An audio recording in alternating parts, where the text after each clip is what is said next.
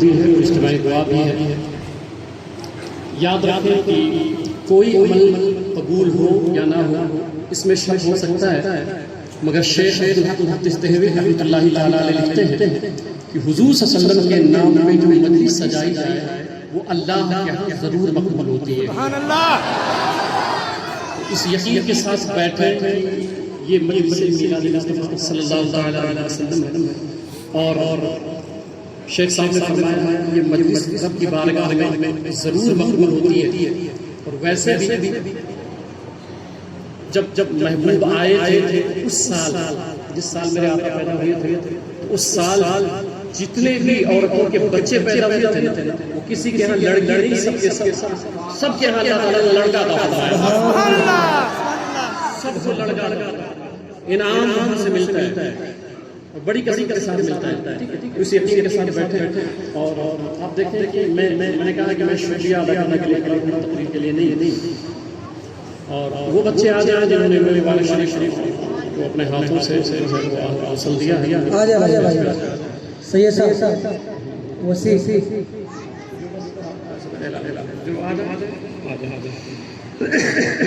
یہ وہ بچے ہیں. اتنا کافی ہے جو لوگ مبارک شریف کو مسلسل کیے تو وہ آگے اسٹیج کی طرف آ جائے. آپ دیکھیں کہ ہماری طرف آپ کی طرف جو ہماری وہ لوگ آتے ہیں. ٹھیک ہے ہماری طرف آپ دیکھیں کہ ہماری جماعت میں ایک بہترین اور آل رسول محترم مکرم علی جناب سید صاحب یہ تشریف ساتھی صاحب حضور صوفی صاحب یہ وہ لوگ ہیں جو مجھ سے بڑی محبت کرتے ہیں. میں آپ کو ایک بات بتاتا ہوں کہ ایک مرتبہ میرا مناظرے کا مسئلہ ہو گیا. کچھ گروپ والوں نے کہا کہ عالم صاحب سے مجھے چیلنج کر دیا اور آتے ہوتے تو سید صاحب کے دوست تاریخ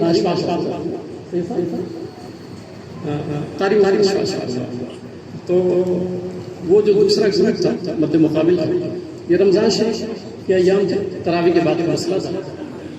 انہوں نے چیلنج کر دیا پورے گونڈی میں کہ بھئی کوئی بھی عالم آئیے ہم سے بات کر لیں.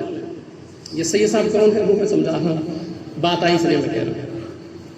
تو یہ ہوا کہ بھئی بہت سارے لوگوں کو فون کیا گیا، مجھے بھی فون آیا کہ حضرت وہ فلاں لوگوں نے اس طرح کے جو ہے وہ 14 نمبر 13 نمبر روڈ اور پتہ نہیں کہاں سے لوگ تھے، تو پھر انہوں نے چیلنج کر دیا ہے کہ کوئی عالم آئے اور ہم سے بات کرے. تو مجھے فون آیا تو میں نے کہا ایسا ہے کہ جب حضور صلی اللہ علیہ وسلم کا غلام ابھی مہاڈا میں ہے تو مزید کسی کی ضرورت ابھی نہیں ہے. میں نے کہا کہ کسی کی ضرورت نہیں ہے. تو انہوں نے کہا نہیں حضرت وہ ایسے ہیں وہ بڑے قابل ہیں. تو ہم نے کہا کہ آپ یقین کریے کہ جج بھی وہی رہیں گے، فیصلہ بھی وہی سنائیں گے، فیصلہ میرے حق میں ہوگا. بہت سارے علماء میں آپ نام لے لیتا ہوں، جس میں مفتی شاہد صاحب ہیں، مفتی محمد عارف صاحب اللہ ہیں، اور ضیاء ملت تھے، بہت سارے علماء. 26-27 یہ کہاں پہ ہوا تھا؟ یہ میرا خیال ہے وہ نرنکاری میں ایک وہ ہے چلہ، اس میں. تو میں گیا تو میں تو کہتے آج میں نے جو پہنا ہے نا، چونکہ محبوب کی آمد ہے تو میں نے کہا نہیں آج پہنتے ہیں. تو میں ویسے سادہ سمپل تھا اور میں گیا تو میں نے کہا کہ ایک شرط ہے. اب ادھر سے بہت سارا پورا جم غفیر تھا. اب یہ میں سید صاحب کی وجہ سے یہ سنا رہا ہوں آپ کو، سید صاحب یہاں موجود ہیں اس لیے. بڑا جم غفیر تھا. تو پھر کون بات کرے گا؟ تو ہم نے کہا وہ سب چھوڑیے، یہ ہمارے بڑے ہیں، میں سب سے چھوٹا ہوں. تو آپ چھوٹے کو پہلے جھیل لیجئے، پھر سمجھ آئے گا کہ بھئی جب چھوٹا آتا ہے تو بڑے پھر کیسے ہوں گے. تو میں نے کہا میری ایک شرط اتنی سی ہے کہ مطلب یہ میں اس لیے آپ کو بتا رہا ہوں کہ آپ یہ نہ سوچا کریں کہ دلائل کی وجہ سے.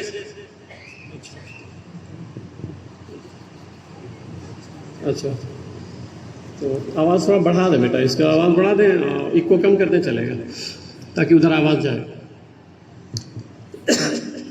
تو وہاں جب میں پہنچا ہوں تراویح پڑھا کے، یہیں پہ تراویح پڑھا میں اور پھر چلا گیا. تو جب وہ گروپ کو یہ پتا چلا کہ مولانا اجمل آ رہے ہیں سامنے، تو ان کے دوست ہیں سید صاحب کے قاری اشفاق صاحب. تو انہوں نے کہا بھائی سامنے مناظرہ کون کرے گا؟ تو بولے وہ کسی کا نام اجمل ہے. تو بولے بس سب کے سامنے جانا، اس بندے کے سامنے نہیں جانا. سید صاحب کے دوست ہیں، یہ بیٹھے ہوئے اس لیے میں نے سنا دیا. ویسے فرحت قلب تھوڑا ہنس بھی لیں آپ، ایک بات بھی ہو جائے. تو سید صاحب کے دوست ہیں. تو بولے کہ ایسا ہے گونڈی میں کسی سے بھی ٹکرا جانا، وہ جو اجمل تم بتا رہے ہو نا اس کے سامنے نہیں جانا. تو بولے ارے دیکھیں گے. تو وہ پیر صاحب بھی آئے تھے ساتھ میں. کیا نام تھا؟ صوفی سعید. تو ایک پیر صاحب تھے، ان کا نام صوفی سعید صاحب تھا، وہ ادھر ہی سے آئے تھے. تو ہم علماء کرام بھی تھے. تو میں نے کہا ایسا کریں کہ ریکارڈنگ شروع کر دیں. ہوتا یہ ہے بحث میں کہ بول کے بولتے میں نے نہیں بولا، تو میں نے کہا ریکارڈنگ چالو رکھیں تاکہ پتہ چلے کون کیا بولا ہے. علماء سے میں نے کہا کہ آپ چپ رہیے گا کیونکہ آپ لوگ پھر پھنس جاؤ گے. اور یہ سید صاحب مجھے ابھی اس دن آئے تھے ملنے، صوفی صاحب بھی تھے، تو کہنے لگے کہ آپ نہیں ہوتے تب پتہ چلتا. تو میں نے کہا کہ ریکارڈنگ کر لیں آپ. تو میں نے علماء کو منع کیا. ہم نے کہا بالکل بھی نہیں بولنا کہ اگر بولے تو پھنس جاؤ گے، مجھے بات کرنے دیں آپ. تو پیر صاحب کو میں نے صوفی صاحب جج بنا دیا. تو سارے مولانا لوگ مجھے جو ہے کچوکے لگانے لگ گئے، بھائی پیر بھی انہی کا ہے، آدمی بھی انہی کا ہے. تو میں نے کہا کہ جب میں بولنے دوں گا تب پیر صاحب بولیں گے. میں نے کہا جب میں بولنے دوں گا تب بولیں گے نا، پھر پیر صاحب جائیں گے کدھر. تو پیر صاحب ہی کو جج بنایا. تو 1 گھنٹہ کچھ 17 منٹ شاید کچھ ایسے بات ہوئی تھی، یوٹیوب پہ ہوگا وہ. تو سب کے سب اللہ کی توفیق سے آپ لوگوں کی فرحت قلبی کے لیے، اور سرکار مجھے معاف فرما دے، بخش دے، اس کے لیے عرض کر رہا ہوں کہ تقریباً 26-27 لوگ وہ لوگ تھے. تو میں نے کہا بھائی ایک بات کریں. پھر ایک نے شروع کیا تو پھر اس کے جوابات دیے. پھر کوئی ادھر سے کوں کہاں کر رہا ہے، کوئی گیں گاں کر رہا ہے. تو میں نے کہا بھائی آپ سب سوال کریں. میں نے کہا آپ جتنا پوچھنا ہے پوچھیں. تو 1 گھنٹہ 17 منٹ کچھ گفتگو ہوئی. پھر پیر صاحب کو ہم نے کہا اب آپ فیصلے سنائیں، آپ بتائیں. تو پیر صاحب کھڑے ہوئے، بولے یہ سب ہار گئے ہیں، مولانا اجمل صاحب جیت گئے، ان کی ٹیم جیت گئی ہے. اور سب کو کہا سب کلمہ پڑھو. سب کو توبہ کرایا، کلمہ پڑھایا. میں ایسے سید صاحب آ گئے تو اس لیے ایسے میں نے کہہ دیا. ایسی بہت سارے واقعات میری زندگی کے ہیں. تو سید صاحب بڑے مخلص آدمی، مجھے بہت مانتے ہیں. اور حضور صوفی صاحب قبلہ جو ہے وہ اللہ تعالیٰ سلامت رکھے، حضرت بھی تشریف لائے. اور سراج الشعراء، استاد الشعراء جناب اظہر اعظمی صاحب قبلہ جو بچوں کی رہنمائی کر رہے ہیں. اور حضرت علامہ مولانا شعیب صاحب قبلہ مصباحی دامہ ظلہ وہ تشریف فرما ہے.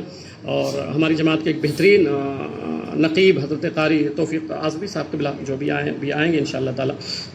تو میں صرف شکریہ کے طور پہ کھڑا ہوا ہوں کہ صرف یہ احساس دلانے کے لیے کہ ہر جا گما بے شے مبر خالیس، شاید کی پلن خفتہ باش. یہ میں نے کہیں پڑھا تھا، یہ سعدی بابا کا قول ہے. میں یہاں چمبور میں گیا تھا، امام بیان کر رہا تھا. تو شیخ الاسلام قاری گلبہار صاحب میرے ساتھ تھے. تو ایک مفتی صاحب تھے. ہوتا یہ میں نے بتایا نا، اس سے پہلے بھی بتایا تھا کہ ہوتا یہ بڑا مسئلہ ہوتا ہے میرے ساتھ. تو وہی ٹوپی اور وہی کرتا پیجامہ. تو پھر انہوں نے بیان کرتے کرتے بولا صحابی کسے کہتے ہیں. تو اب بھائی بیان کرتے کرتے تو ویسے بھی نہیں بولنا چاہیے. ان کے بارے میں سن چکا تھا کہ بڑے تنقید کرتے ہیں یہ. تو میں نے کہا اب آپ بتائیے کہ میں امام اعظم والی تعریف کروں یا امام شافعی والی؟ سبحان اللہ. امام احمد بن حنبل کی تعریف کروں یا امام مالک والی تعریف کروں؟ آپ صحابی کا محدث کا نام بتائیے، تعریف میں کرتا ہوں. سبحان اللہ. اور پھر 15 منٹ ایسے مائک میں انہی سے کہتا رہا. تو پھر وہاں میں نے یہ شعر پڑھا تھا، جو شعر یہ بھی شعر پڑھا نا تو یہ یاد آیا. اس طرح میری زندگی کے بڑے واقعات ہیں. تو میں نے یہ شعر پڑھا تھا مفتی صاحب قبلہ کو مخاطب کر کے کہ ہر جنگل میں خیال مت لے جایا کرو کہ خالی ہے. ایسا تو نہیں ہو سکتا ہے نا کہ ہاں ہر جنگل میں خیال نہ لے جایا کرو کہ خالی ہے، شاید پلنگ خفتہ باشد. بھئی آپ سوچ رہے ہو کچھ نہیں ہے، ہو سکتا ہے کوئی شعر ویر کہیں پڑھا ہو، کوئی سنا. یہ اس وقت میں نے کہا تھا. خیر یہ ویسے ایک فرحت قلبی کے لیے میں نے اپنی زندگی کی کچھ باتیں عرض کی. تو یہ علماء کرام ہیں. اور چونکہ وقت بالکل نہیں ہے، اور چونکہ حضور صلی اللہ علیہ وسلم کی یہ مجلس ہے، تاجدار کائنات صلی اللہ علیہ وسلم کی مجلس ہے، ہم لوگ جو کر رہے ہیں یہ کچھ بھی نہیں ہے. اس لیے کر رہے ہیں کہ ادھر سے نظر کرم ہو جائے، بس صرف اس لیے کر رہے ہیں. کبھی کبھی ایسا ہوتا ہے، یاد بتاؤں میں آپ کو ایک بات بتا دیتا ہوں. کبھی کبھی ایسا ہوتا ہے نا کہ صرف علم ہی نہیں، ڈولے شولے بھی دکھانے پڑتے ہیں. اب یہ میں حدیث سے ثابت کر دوں نا، پھر آپ ہنس پڑے تو یہ ہوگا بھائی ایسا نہیں. حدیث پڑھ دیتا ہوں، اللہ کا شکر ہے پڑھا لکھا آدمی ہوں. تو हुजूर सल्लल्लाहु अलैहि वसल्लम जो है उम्रा कज़ा करने जब आ रहे थे तो रुक गए। इससे पहले जब उम्रा करते थे ना तो पूरा एहराम पहने रहते थे। सुबह सब तवज्जो, आप इधर आइए ताकि आप दिखे मुझे। तो हुजूर सल्लल्लाहु अलैहि वसल्लम जो उम्रा करने कज़ा करने जब जा रहे थे तो हुजूर सल्लल्लाहु अलैहि वसल्लम को ये पता चला कि उधर कुफ़ार और मुशरिकीन मशवरा कर रहे हैं मक्का में। हालांकि मैं मौजू पे गुफ्तगू नहीं कर रहा हूँ, बात ऐसे सब आई है तो कर ही लेते हैं कि मैं इसलिए कह रहा हूँ ना कि मतलब कभी इल्म दिखाना कब पड़ता है और कभी डोले शोले। ठीक है, तो आपको पता नहीं है सहाबा किराम में ऐसे डोले शोले वाले थे कि 200 काफिर सिर्फ डोले शोले दे के भाग जाया करते थे। सुभान अल्लाह। आपने पढ़ा नहीं, उबैदा बिन जर्रा जब ईरान लड़ने गए हैं और आपने अपनी कमीज उतारी है, सिर्फ डोले शोले देख के 200 काफिर भागे थे। तो मैं जब कोई बात करता हूँ उसके पीछे कोई लॉजिक है। ठीक है, मेरे पास, मैंने कहा ना मैं दलील नहीं देता हूँ, दलाइल देता हूँ। ठीक है, अल्लाह की तौफीक से, सरकार के नालैन के सदक़े में। तो हुजूर सल्लल्लाहु अलैहि वसल्लम जब आए तो पता चला कि उधर कुफार और मुशरिकीन कुछ जो है मशवरा कर रहे हैं कि भाई चलो अभी ताना देंगे, ये करेंगे वो करेंगे। तो इससे पहले सरकार ने कभी नहीं किया था। अब जो उम्रा करने जाओगे तो आपको पता होगा, आप क्यों ऐसा करते हो आपको पता भी नहीं होगा। आज बताता हूँ ताकि पता भी चल जाए। होता ये है कि 2 चादर रहती है, एक नीचे बांध लेते हैं तैमम की सूरत में और एक ऊपर बांधते हैं। जब ऊपर बांधते हैं ना तो ये दाहिना जो कंधा रहता है ना ये खुला रहता है। कभी आप देखेंगे ये हाथ के नीचे से निकालेंगे। ठीक है, दाएं कंधा, ये क्या है भाई, ये कौन सी इबादत है भाई? डोले शोले दिखाने की क्या कौन सी इबादत है? वो इसलिए हुआ ये कि हुजूर सल्लल्लाहु अलैहि वसल्लम ने कहा कि भाई कभी ऐसा करो कि अब चूंकि वो हमें ताना देंगे, मजाक उड़ाएंगे, तो ऐसा करो साहबे किराम के डोले शोले हैं तो ऐसा करो चादर नीचे से लाओ और ये डोले शोले दिखाओ उनको।